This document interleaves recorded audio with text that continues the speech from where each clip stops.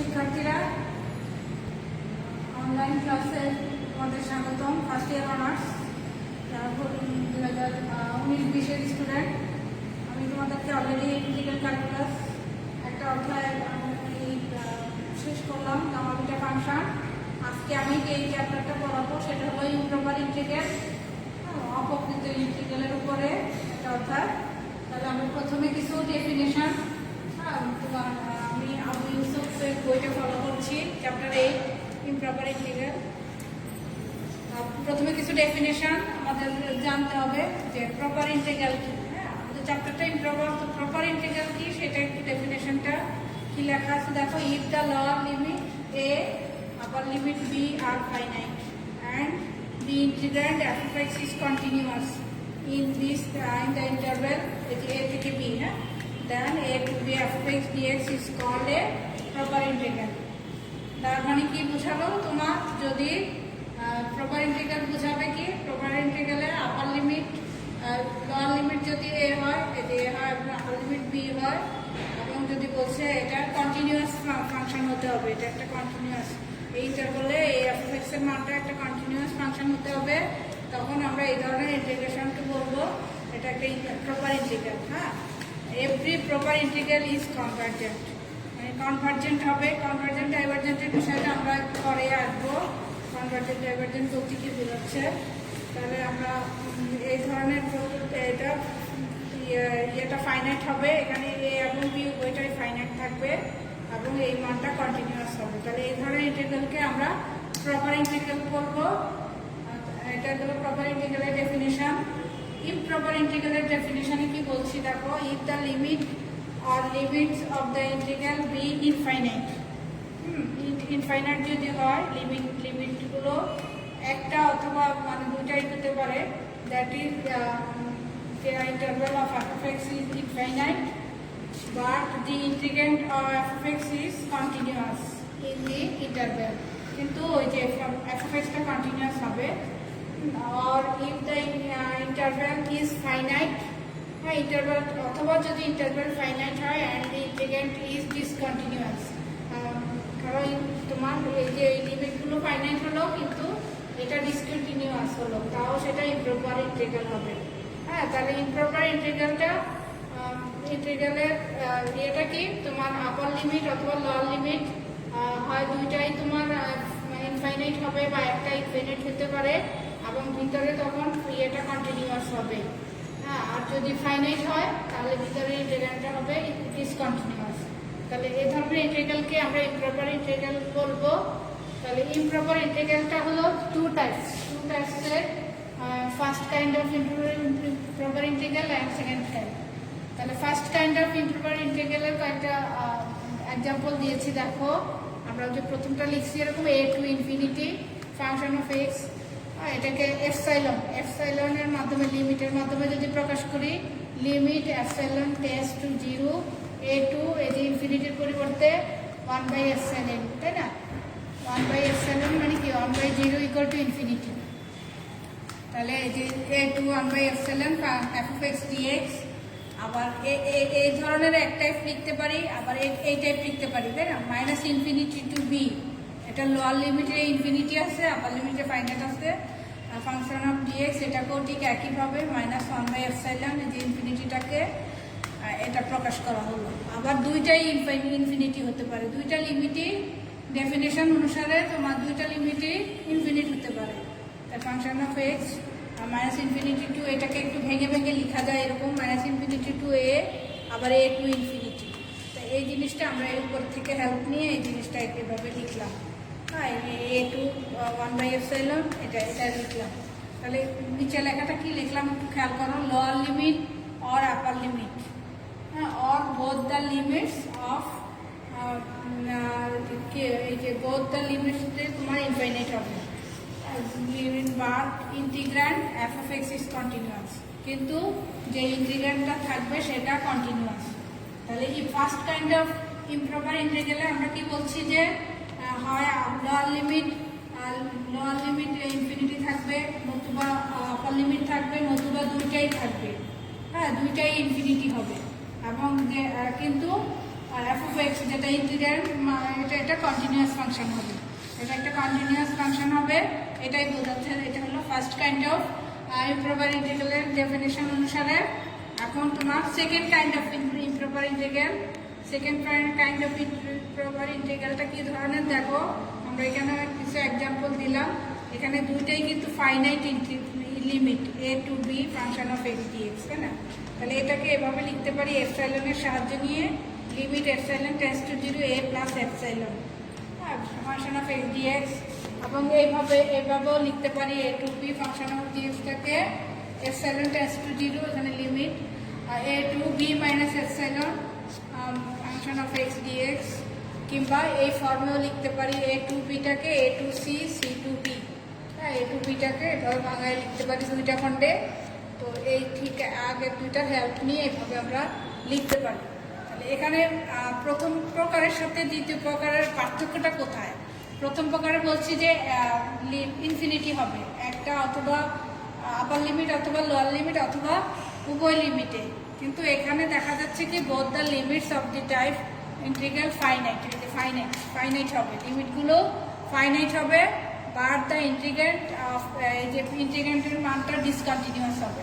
এটা discontinuous at one point অথবা মোর point, যে কোনো এক বিন্দুতে ডিসকন্টিনিউয়াস, অথবা এক বা একাধিক পয়েন্টের জন্য নির্দিষ্ট ইন্টারভ্যালের মধ্যে সে ডিসকন্টিনিউয়াস হবে।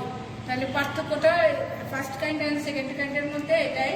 তাহলে এটা গেল আমার ফার্স্ট কাইন্ড এবং সেকেন্ড কাইন্ডের তোমার ডেফিনেশনটা, এবং কিছু এক্সাম্পলও দেখালাম। এখন সিঙ্গুলার পয়েন্ট একটা আছে, সিঙ্গুলার পয়েন্টটা কি বোঝাচ্ছি আমরা দেখো।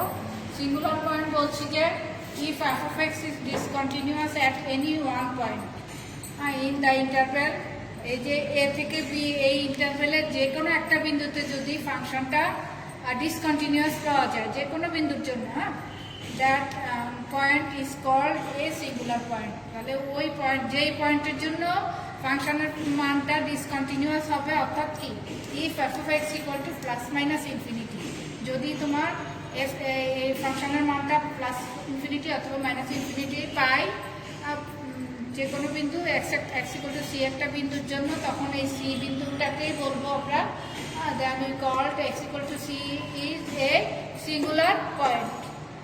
অ্যাজ ফর এক্সাম্পল হিসাবে আমরা একটা এক্সাম্পল নিলাম, ছোট একটা এক্সাম্পল, যে f of x equal to 1/x - 2 লিখলাম। তাহলে যখন এক্স এর মান 2 হচ্ছে, এফ অফ 2, তখন কি হয়ে যাচ্ছে 1/0 মানে ইনফিনিটি, অর্থাৎ এফ অফ এক্স এর মানটা ইনফিনিটি পাওয়া যায়। তাহলে আমরা তখন তাহলে কি এই 2 বিন্দুতে ফাংশনটা তখন ডিসকন্টিনিউয়াস হয়ে গেল। ডিসকন্টিনিউয়াস হয়ে যাওয়া অর্থাৎ তোমার ফাংশনটা এই বিন্দুতে, এটাকে আমরা singular point, x equal two 2 বিন্দুটাই আমার সিঙ্গুলার পয়েন্ট। আমরা কয়েকটা অঙ্ক পড়াচ্ছি যে ডেফিনেশনগুলোর উপরই অঙ্কগুলো প্রশ্নগুলো থাকবে। ইভালুয়েট দ্য ইমপ্রপার ইন্টিগ্রাল, এরকম হবে যে 0 to এখানে 0 to ইনফিনিটি, তোমার 0 to ইনফিনিটিটা 0 to infinity x dx by x to the power 4 plus 1 এর ধরনের অঙ্কগুলো থাকবে। তো সেখান থেকে আমরা কি লিখলাম, গিভেন ইন্টিগ্রালটা এটা দেওয়া আছে আমাদের, since upper limit of the given integral is infinity, তাই না, is infinite. So by definition থেকে আমরা লিখতে পারি 0 to ইনফিনিটিটাকে লিমিটের সাহায্য নিয়ে, limit epsilon tends to 0 0 to 1/epsilon 1/epsilon x dx by এটা x square whole square plus 1, এটাকে এক্স স্কোয়ার হোল স্কোয়ার তৈরি করে নিলাম। আচ্ছা, এখান থেকে তোমার এটাকে আমরা 2x dx উপরে 2x করলাম, যার জন্য হাফ একটা গুণ নিলাম, এখানে একটু ব্যালেন্স করে দিলাম। আর এটা রইল, এটাকে এই dx স্কোয়ার, তাই না, d অফ x স্কোয়ার মানে এটা ডিফারেন্সিয়েশন হলো 2x dx। তাহলে এটাকে এভাবে লিখতে পারি, তাহলে dx by x square plus 1। তাহলে পুরো সূত্রে গেল ইন্টিগ্রেশনের tan ইনভার্স x, যে tan ইনভার্স x স্কোয়ার, তাই না, tan ইনভার্স এই যে tan inverse x square x এর সূত্রে। তাহলে এখানে মান বসা ওই লাইনে এসে এপসাইলন মান বসাচ্ছি, tan ইনভার্স এপসাইলন স্কোয়ার, ডান পাশে 0, এটা এপসাইলনের মান, আমরা এপসাইলন টেন্ডস টু 0, তো তাহলে এটা ইনফিনিটি হয়ে যাচ্ছে, tan ইনভার্স ইনফিনিটির মান হলো π/2 অর্থাৎ π/4। তাহলে এটার রেজাল্ট কি আসলো, π/4। তাহলে এভাবে তোমার আপার লিমিটের যদি থাকে ইনফিনিটি তাহলে এভাবে হবে, যদি লোয়ার লিমিট থাকে তাহলে -1/∞ হতো। আমরা ডেফিনেশনে আছে এবং অঙ্কগুলো বিভিন্ন টাইপের করে দেওয়া আছে, আমরা সেখান থেকে এখানে 1 2 3 তিনটা অঙ্ক ছিল, 1 নাম্বারটা করাচ্ছি এখানে। আচ্ছা, এখন 2 নাম্বার অঙ্ক থেকে আমরা 2 প্রশ্নটা নিলাম। হ্যাঁ, ওখানেও 2টা অঙ্ক আছে। তাহলে এটার মান নির্ণয় করতে বলছে। এটা গিভেন ইন্টিগ্রালটা দেওয়া আছে। এখানে কি C upper limit is infinity, আগেরটার মতোই, যে আপার লিমিটের মানটা ইনফিনিটি। সো বাই ডেফিনিশন এভাবে লিখতে পারি 1/ε x dx। মেইনলি আমাদের কাজ কি, এই যে এই এপসাইলনের মাধ্যমে, লিমিটের মাধ্যমে প্রকাশ করে তারপরে ইন্টিগ্রেশন করে মান বের করা। তাহলে এই যে এখন ইন্টিগ্রেশন করছি আমরা। হ্যাঁ, ইন্টিগ্রেশন ইউভি মেথড হবে এখানে, U integration of V DX. হ্যাঁ, এই সূত্র অনুসারে ইউ ইন্টিগ্রেশন ভি ডিএক্স, এটা ইন্টিগ্রেশন করলে একটা মাইনাস আসবে এটা। হ্যাঁ, তারপরে যে minus D DX of U integration V DX, এভাবে করে আমরা এই মানগুলো আমরা পাচ্ছি। ফাইনাল এই যে একটা মাইনাসটা কমন নিচ্ছি, মাইনাস মাইনাস প্লাস হয়ে যাবে। অর্থাৎ এখানে জাস্ট মানগুলো বসাচ্ছি, যে এখান থেকে ε0 বসায় আমরা ফাইনালি যে মানটা পাবো, এগুলো মান বের করা তো এগুলো তোমরা ইজিলি করতে পারবা। 1/ε মান কি ইনফিনিটি আসবে, এই যে -∞, -∞, এখানে -∞ হয়ে যায়, 0 হয়ে যায়। অর্থাৎ এগুলো অ্যাজ ইউজুয়াল মান বের করে আমরা আমাদের প্রত্যেকটা অঙ্ক দেওয়া আছে, একটু দেখে নিবা। অর্থাৎ মান বের করে আমরা ফাইনালি কি পেলাম, এটার মানটা 1 পেলাম, এই ইন্টিগ্রালের মানটা 1 পেলাম। এভাবে তোমার 3 নাম্বারের যে অঙ্কগুলো, এগুলো কিন্তু কোন কাইন্ড গেলে first kind of improper integral. 1 number এবং 2 নাম্বারের যে অঙ্কগুলো আছে এগুলো ফার্স্ট কাইন্ড অফ ইম্প্রপার ইন্টিগ্রালের ইয়েতে হচ্ছে নিয়ম অনুসারে।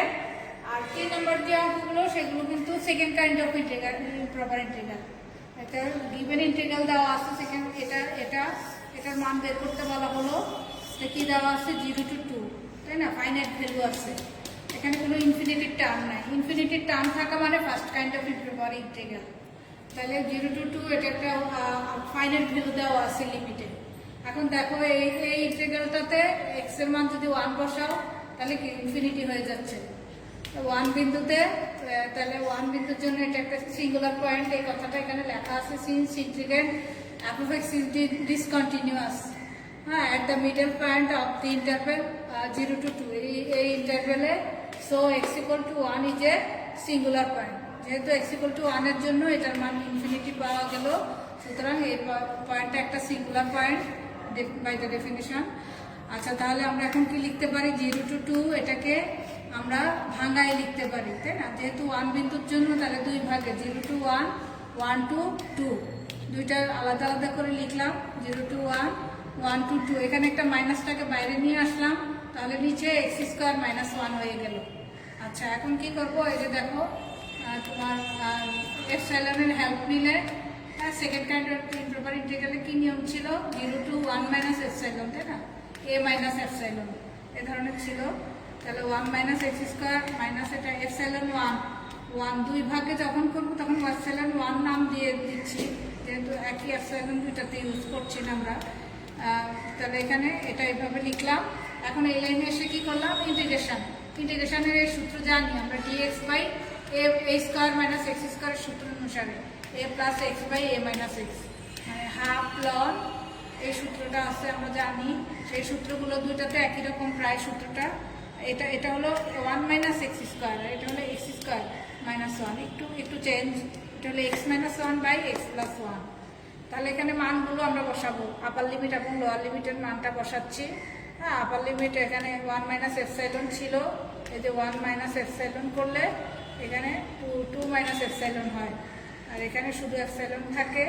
আর নিচে তো এপসাইলনের পর এখানে 0, তাহলে 1/ln 1 হয় এটা। আর এই পাশে হচ্ছে যে 2 বসালে 1/3 হয়ে যাচ্ছে, আর এখানে লন এটা হয়ে যাচ্ছে। অর্থাৎ মান বসালাম আমরা। এখন তুমি কি করছি, আমরা এপসাইলন = 0 বসাও, তাই না, 0 বসালে অটোমেটিক ইনফিনিটি চলে আসবে, যে ইনফিনিটির সাথে তুমি যাই যোগ বিয়োগ যাই দাও সবই ইনফিনিটি চলে আসবে, এ পাশেও ইনফিনিটি।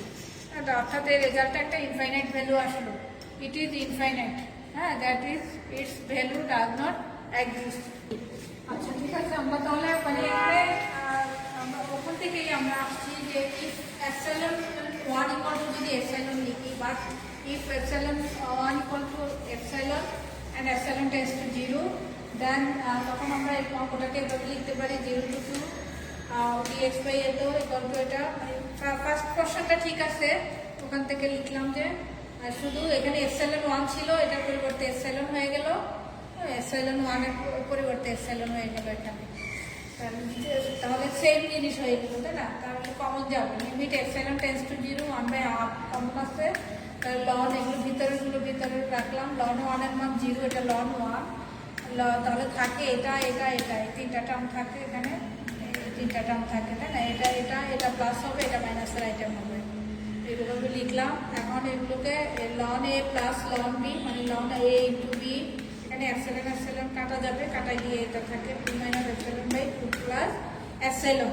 আর এটা লন এটা, অর্থাৎ এখানে ক্যালকুলেশন আমাদের এখানে তোমার এখানে তুমি এপসাইলন তুমি এখানে লিমিটের মানটা বসাতে হবে। আমি লিমিটগুলো লিমিটগুলো একটু দিয়ে দিতে হবে, লিমিট প্রথমে লেখাটা হয়ে গেছে, লেখা বাকি রয়ে গেছে।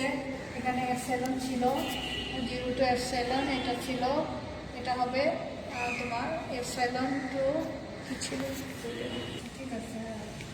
তাহলে তোমার এটা এগুলো মানে এপসাইলন এই মানগুলো জাস্ট লিমিটের মানটা থাকবে সাথে সাথে 1 মাইনাস এপসাইলন বাই এখানে 1 প্লাস এপসাইলন। এগুলো আমাদের থাকবে না, এগুলো অলরেডি আমরা বসাই ফেলছি, এগুলো হবে না। আমরা তো অলরেডি লিমিট আগেই বসাই ফেলছি, এগুলো হবে না। এগুলো তো আমরা বসাই এটা পেলাম। এখন জাস্ট আমরা কি করছি, এপসাইলন টেন্ডস টু 0, এপসাইলন মানটা 0 বসাচ্ছি, এপসাইলন টেন্ডস টু 0 বসা, এই 0 বসাচ্ছি।